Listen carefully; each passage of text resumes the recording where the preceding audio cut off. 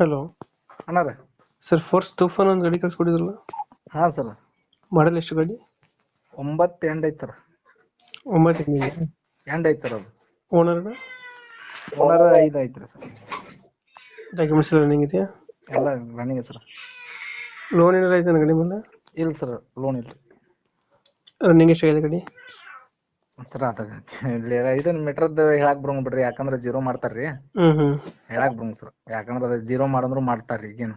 ಹ್ಮ್ running ಏನ್ ಹೇಳಕ್ ಬರೋಂಗ್ sir, ಯಾಕಂದ್ರೆ ಜೀರೋ ಮಾಡಂದ್ರು ಮಾಡ್ಬೋದು, ಓಕೆ ಜಾಸ್ತಿ ಮಾಡಂದ್ರು ಮಾಡ್ಬೋದು. ಈಗಿನ ಮೀಟರ್ ಜಾಸ್ತಿ ಇರ್ತಾವ್ರಿ.